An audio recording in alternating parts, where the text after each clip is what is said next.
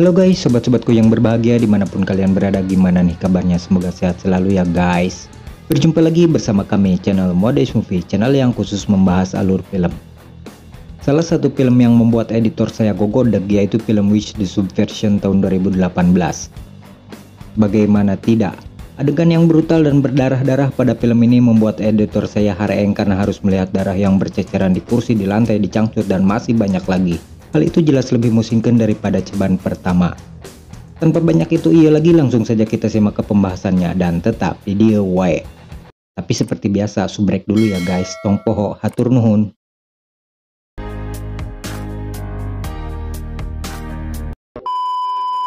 Film diawali dengan memperlihatkan sebuah tempat yang terlihat sangat berantakan seperti sudah terjadi sebuah razia oleh Satpol PP. Di tempat lain, sekelompok orang terlihat sedang memburu sesuatu dengan anjing pelacak yang menemani mereka. Kembali ke tempat tadi, terlihat ada seseorang yang masih hidup. Kemudian, satu orang yang ada di sana memerintahkan mereka untuk menghabisi orang tersebut. Di sisi lain, kita melihat seorang anak kecil berlari dengan penuh ketakutan. Bisa dipastikan si anak sedang mencoba menghindari kejaran para pemburu tadi. Dan inilah The Witch. Masih di tempat itu, salah seorang anak kecil tertangkap oleh kawanan pemburu yang mengejarnya. Dengan tubuh yang dipenuhi banyak darah, si anak hanya bisa terdiam tanpa perlawanan yang berarti yang dia lakukan. Setelah itu kita melihat seorang wanita yang diketahui bernama Dr. Beck menanyakan perihal anak kecil yang mereka kejar. Salah seorang pemburu yang bernama Choi mengatakan bahwa anak itu bisa meloloskan diri dari kejaran mereka. Namun begitu, Beck tidak begitu memperdulikan hal itu. Dia terkesan membiarkan hal tersebut karena menurutnya si anak tidak akan bertahan lama dengan kondisi yang sedang dialaminya sekarang. Mereka akan melaporkan kepada atasannya bahwa si anak telah meninggal. Setelah itu mereka pun memutuskan untuk pergi dan meninggalkan tempat itu. Sampai sini film masih belum menjelaskan apa tujuan dari penyergapan dan pembantaian tempat tersebut. Scene kemudian berganti dengan memperlihatkan keadaan di sebuah peternakan. Kemudian, seorang aba-aba melihat sesuatu yang tampak aneh. Setelah diselidiki, rupanya itu adalah si anak yang berhasil kabur tadi. Tanpa pikir panjang, si abah pun menolong karena dia masih dalam keadaan hidup. Di tempat itu, si abah menghubungi seorang dokter untuk memberikan bantuan medis kepada anak itu. Selain mengalami luka fisik, si anak bisa dipastikan mengalami amnesia dan tidak mengetahui apa yang sudah terjadi pada dirinya. 생각보다는 외상이 좋아서 걱정할 거 없이요. 기억이 올란가 어쩔란가 모르겠네. 이게 이름도 모른다며. 자기 나이도 모르고. 10 tahun kemudian, si anak sekarang sudah menjadi seorang remaja dengan nama Ko Jayun. Setiap hari, dia bekerja membantu sang ayah angkat mengurusi peternakan sebagai mata pencarian utamanya. Jelas hal itu lebih baik daripada dia harus joget-joget di depan aplikasi TikTok seperti yang sering dilakukan remaja planet Namek. Bahkan saat di rumah, Jayun sering membantu sang ibu sebagai bakti dirinya untuk orang yang paling dia cintai. Usaha yang mereka jalani tidak selalu menghasilkan keuntungan. Kadangkala mereka harus merugi karena usaha peternakan di kota itu sedang sepi-sepinya. Dan jelas itu berpengaruh kepada masalah finansial keluarga tersebut. Suatu ketika Jayun mengalami sebuah hal yang membuatnya terlihat sangat kesakitan. Entah penyakit apa yang sedang dia rasakan, namun yang jelas hal itu sangat membuatnya menderita. Untuk itu dia mulai mencari informasi tentang penyakitnya. Berbagai sumber dia terus gali untuk bisa mendapatkan informasi yang dia butuhkan.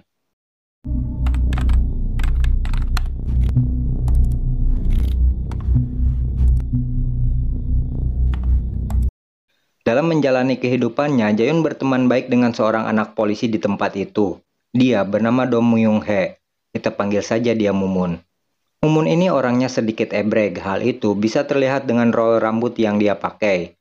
Sebagai seorang teman, Mumun memperingati Jayun agar jangan sering menyetir mobil karena dia masih di bawah umur dan belum mempunyai SIM.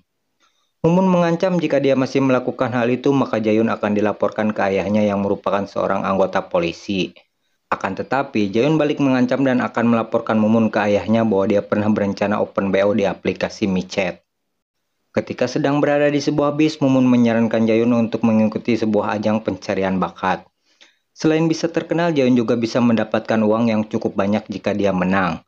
Dan uang itu bisa dia gunakan untuk membantu usaha peternakan sang ayah yang sedang lesu. Awalnya Jayun menolak untuk mendaftar di acara itu karena dia tidak cukup percaya diri untuk mengikuti ajang pencarian bakat.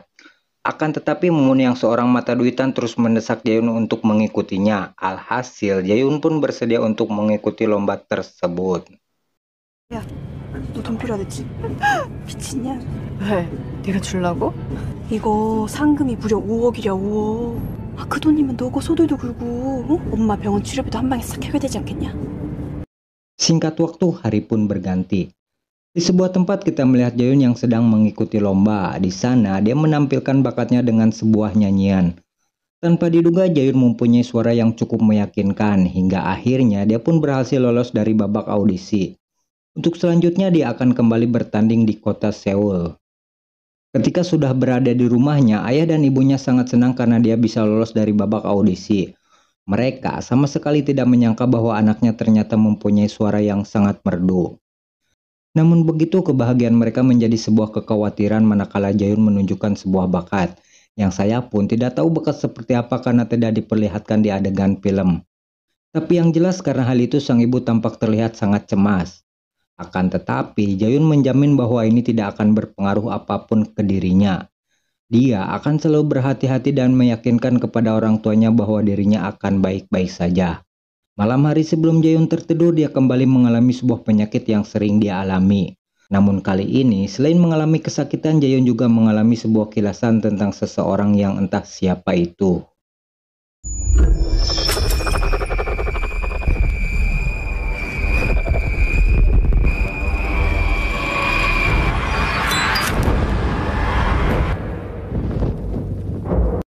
Untuk mengikuti babak selanjutnya, Jayun ditemani Mumun pergi ke kota Seoul dengan menaiki sebuah kereta. Saat sudah berada di dalam kereta, Jayun kedatangan seorang pria asing dengan ciri khas opa-opa Korea. Kita panggil saja dia si Udin. Mumun yang tekaup melihat lelaki ganteng segera memasang gaya untuk menarik perhatian Udin. Akan tetapi, fokus Udin hanya kepada Jayun yang terlihat kebingungan. Di luar dugaan rupanya Udin mengenal sosok Jayun, namun begitu Jayun sendiri tidak tahu dan tidak mengenal siapa sebenarnya Udin. Udin yang tidak percaya menganggap bahwa Jayun sedang bersandiwara, dia pun terus mendesak Jayun agar tidak berpura-pura. Namun Jayun memang benar-benar tidak tahu siapa Udin. Dia hanya popolohokan melihat apa yang sudah dilakukan oleh orang tersebut. Untuk meyakinkan hal itu, Udin melakukan sebuah tindakan yang cukup mengejutkan, yaitu mencoba menampar Jayun. Jayun yang melihat hal itu hanya bisa menangis dan terlihat ketakutan. Kemudian Mumun mengusir orang itu untuk tidak mengganggu mereka. Karena tak membuahkan hasil, Udin pun memutuskan untuk pergi dari tempat tersebut. Karena rencananya tidak berhasil, Udin melampiaskan kegagalan itu kepada seseorang. Di tempat itu, secara terpuguh-puguh Udin membunuh orang yang ditemuinya. Untuk kemudian dia membuang mayat si korban keluar kereta dengan wajah yang tanpa dosa. 아, 잡았나 지금? 잡았다 이 문디 새끼야.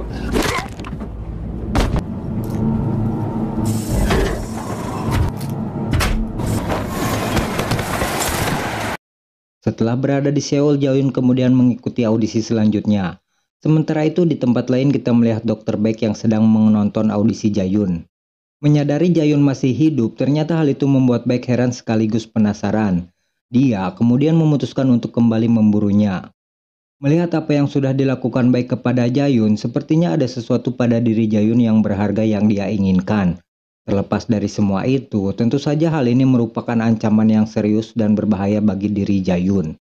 Audisi pun mulai memasuki babak semifinal, dan tentu saja Jayun bisa masuk ke babak selanjutnya.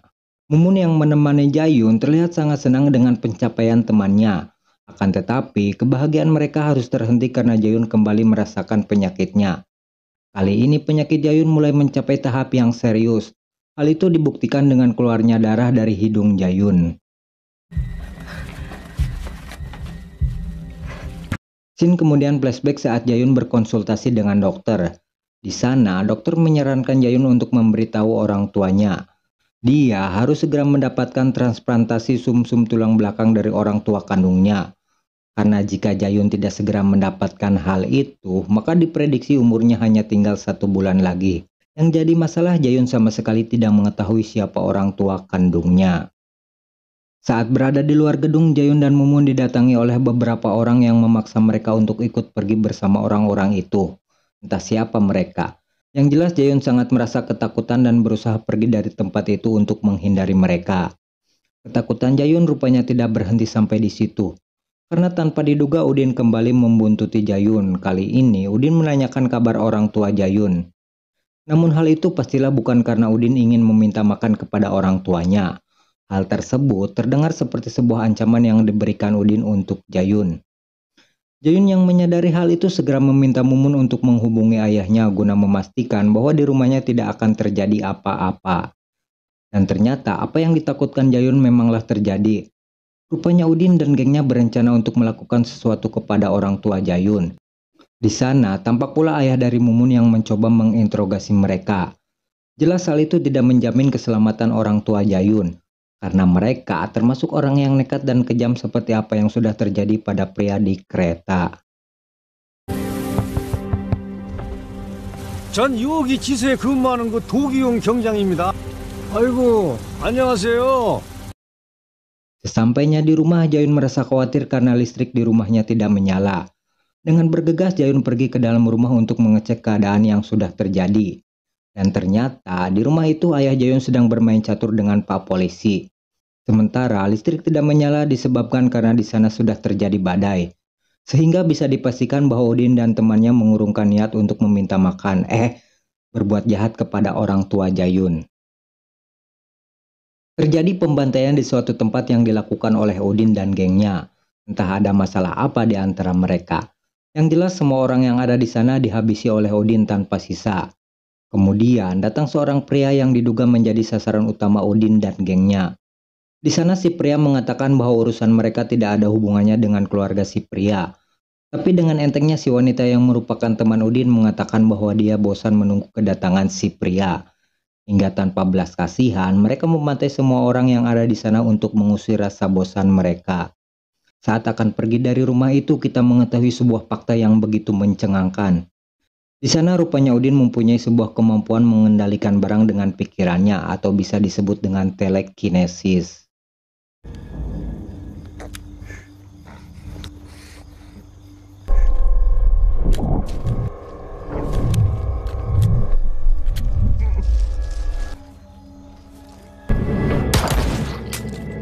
Di sisi lain kita melihat Choi yang sedang berbicara dengan baik. Di sini Choi mengungkapkan bahwa dia mengingatkan Jayun untuk segera dieksekusi. Akan tetapi, baik tidak mau gegabah menghadapi orang seperti Jayun. Pada sini ini kita semakin dibuat penasaran dengan siapa sosok Jayun sebenarnya. Kenapa mereka begitu berhati-hati menghadapi orang seperti dia. Lebih dari itu, ternyata baik tidak mau hasil karyanya harus dimusnahkan begitu saja. Setelah itu, Choi mengatakan bahwa dia harus segera membunuh Jayun. Hal itu dia lakukan untuk mempercepat proses penyembuhan luka yang sedang Choi jalani. Sehingga bisa dipastikan bahwa Choi ingin membunuh Jayun untuk dirinya sendiri. Tapi lagi-lagi kita dibuat heran manakala teman Choi mengatakan bahwa dia tidak mau berurusan dengan orang seperti Jayun. Singkat cerita kita melihat Jayun yang kembali merasakan efek dari penyakit yang dia derita. Di saat yang bersamaan datang sekelompok orang bersenjata lengkap menodong Mumun. Orang itu berbicara bahwa dia sangat mengenal Jayun. Bahkan semua luka yang didapatnya adalah perbuatan Jayun ketika dia masih kecil. Namun Jayun kembali mengingatkan bahwa dia sama sekali tidak mengenal siapa mereka. Akan tetapi orang itu terus berbicara dan mengatakan bahwa Jayun jangan bersandiwara. Hal itu semakin membuat Jayun bingung sekaligus ketakutan dengan ulah yang telah mereka lakukan. Orang itu terus mengintimidasi Jayun dengan mengatakan bahwa dia adalah seorang monster. Bahkan mereka mencoba melukai Mumun dengan sebuah pisau agar Jayun bisa mengingat semuanya. Pada saat mereka akan membunuh Mumun, tiba-tiba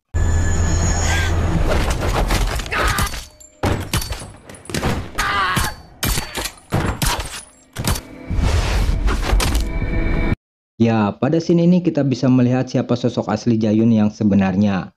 Dengan hanya hitungan detik, Jayun menghabisi semua orang yang ada di sana. Dan yang lebih mengagetkan, ternyata apa yang dilakukan Jayun terjadi tanpa ada persiapan sama sekali. Dengan kata lain, semua itu dia lakukan secara spontanitas.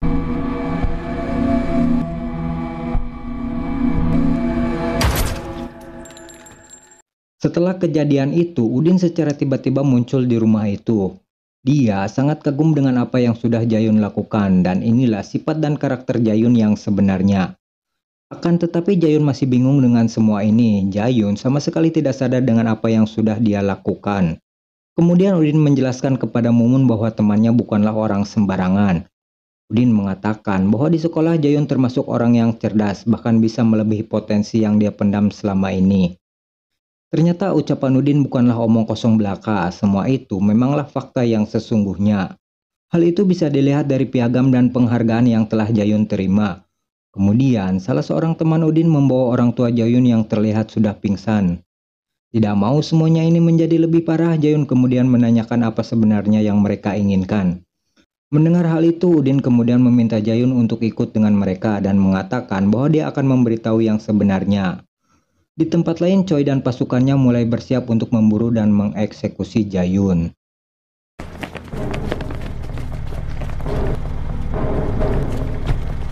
현장에도 이게 다야? Tiba di sebuah tempat, Jayun dibawa ke sebuah ruangan dan diletakkan di sebuah kursi. Setelah itu, Baek mulai berbicara kepada Jayun bahwa dia sudah lama menantikan hari ini. Setelah kepergian Jayun pada hari itu, Baek dan pasukannya terus mencari tentang keberadaan Jayun. Mereka sempat kebingungan untuk mencari informasi tentang dirinya. Hingga pada akhirnya Jayun muncul di sebuah acara televisi. Mereka sangat yakin bahwa dia adalah anak yang telah mereka cari selama ini. Akan tetapi hal tersebut tidak bisa diingat oleh Jayun. Dia hanya terdiam mendengar penjelasan dari Baek. Kemudian Baek memberikan suntikan kepada Jayun untuk mengingat masa lalunya. Dan ternyata suntikan itu cukup efektif membuat Jayun sedikit mengingat tentang masa lalunya.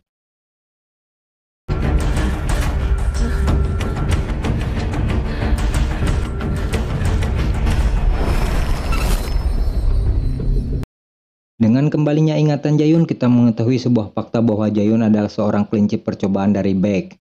Proyek itu sendiri bertujuan untuk membuat otak manusia bisa menggunakan kemampuan maksimalnya. Dengan kata lain, proyek tersebut sama seperti yang menimpa Scarlett Johansson di film Lucy. Jayun yang masih belum sadar sepenuhnya hanya bisa merasakan kesakitan setelah menerima suntikan itu. Setelah itu, film menceritakan tentang masa lalu Jayun. Di sini kita mengetahui bahwa kemampuan Jayun yang paling mendekati sempurna.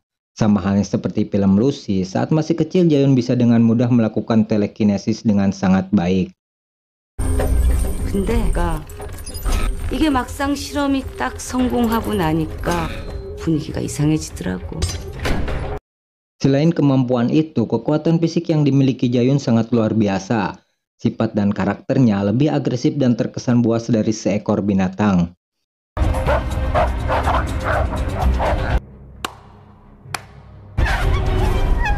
넌 정말 Bahkan kecerdasannya bisa melebihi anak-anak pada umumnya.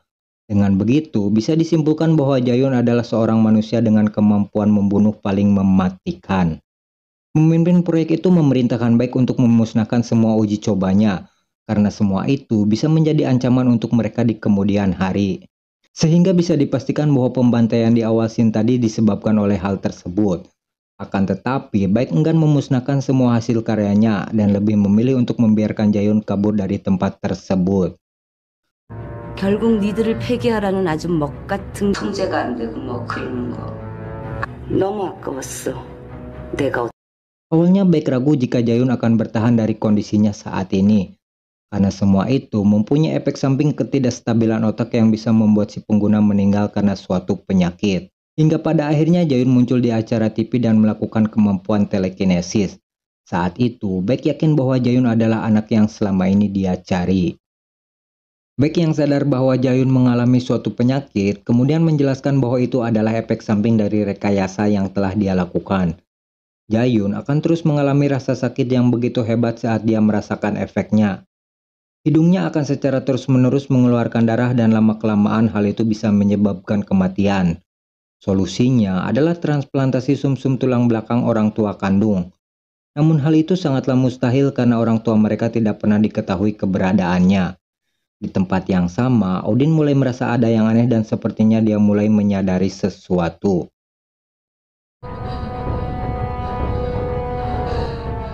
그래 맞아. Setelah itu Dr. Beck memerintahkan anak buahnya untuk menyuntikkan kembali sebuah serum. Setelah disuntikkan, Jayun seperti merasakan sesuatu di tubuhnya. Ternyata suntikan itu adalah penawar untuk efek samping yang dia derita. Dengan kata lain, inilah solusi yang dibutuhkan Jayun selama ini. Akan tetapi reaksi serum itu hanya bertahan 1 bulan saja. Untuk selanjutnya, Jayun harus kembali menerima suntikan untuk bisa menekan rasa sakit yang dia alami. Tanpa diduga, Jayun merespon semua itu dengan sebuah senyuman. Jayun seperti telah mendapatkan obat dari penyakitnya selama ini. Kemudian dia mulai mengamuk dan membantai semua orang yang ada di sana.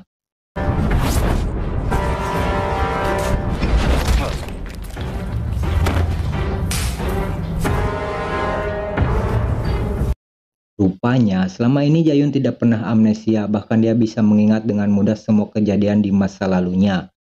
Dan kita akan dibuat terkejut manakala bukan Dr. Beck yang telah mencari Jayun, tapi Jayun dengan sengaja telah membuat Dr. Beck bisa menemukan dia. Itu semua dia lakukan karena dia sudah kehabisan waktu untuk mencari penawar dari penyakitnya. Jayun yakin bahwa Dr. Beck pasti mempunyai solusinya. Dan ternyata apa yang dipikirkan oleh Jayun memanglah benar adanya. Secara tidak langsung, Jayun berhasil membuat Dr. Beck memberikan solusi atas masalahnya. Dan semua yang telah dia lakukan tidak lebih hanyalah sebuah sandiwara belaka. 나처럼 머리 지은 애가 당연하죠. 살면서 단 하루도 잊어본 적이 없어요. 근데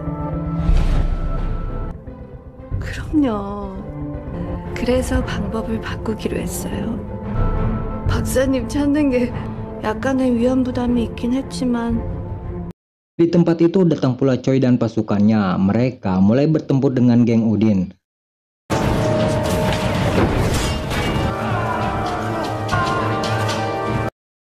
Sementara itu Udin pergi dari sana untuk mencari Jayun disusul dengan Choi yang mengikutinya. Si wanita yang merupakan teman Udin dengan buasnya membantai sisa pasukan yang ada di sana. Oi.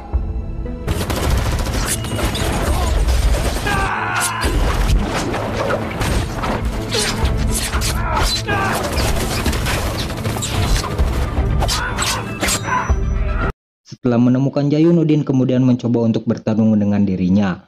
Akan tetapi, perbedaan kekuatan di antara keduanya membuat Udin harus kewalahan menghadapi serangan Jayun.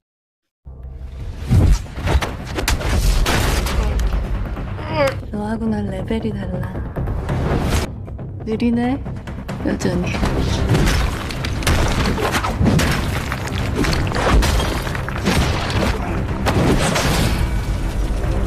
Sementara itu Choi datang dan menembak mereka berdua. Di saat yang bersamaan, Baek datang ke sana dan melarang Choi untuk membunuh mereka. Akan tetapi Choi tidak bergeming sedikit pun dan malah menembak Baek yang menurutnya terlalu banyak bicara. Tanpa diduga, si wanita yang merupakan teman Udin secara tiba-tiba datang dan menyerang Choi. Tapi semua itu sia-sia saja karena Choi bisa dengan baik melumpuhkan serangan si wanita. Setelah itu, giliran Jayun yang harus bertarung dengan Choi dan pastilah pertarungan itu dimenangkan oleh Jayun.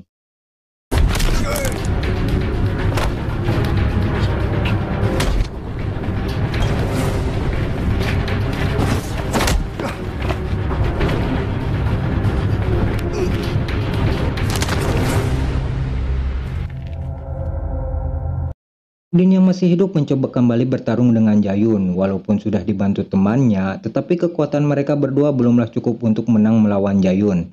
Hingga pada akhirnya mereka pun harus mati di tangan Jayun.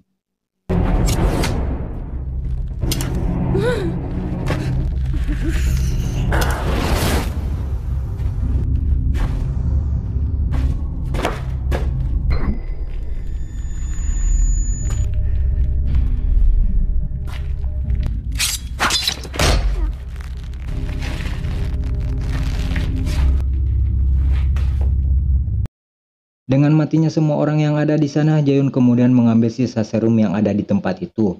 Kemudian dia meninggalkan tempat itu untuk pergi ke suatu tempat. Di akhir scene kita melihat Jayun yang sedang berada di sebuah tempat yang selama ini dia cari. Kemudian dia mendatangi seorang wanita yang merupakan saudara dari Dr. Beck. Wanita itu tidak kaget dengan kehadiran Jayun. Setelah itu, dia memberikan sejumlah serum untuknya. Akan tetapi Jayun menolak hal itu dan menginginkan sesuatu yang lebih permanen. Dia kemudian menanyakan kemana dia harus mencarinya, dan film pun selesai sampai di sini. 처음 봬요. 너구나. 그러려면 당신을 찾아가 보라고. 보다 근본적인 걸 해결하라고.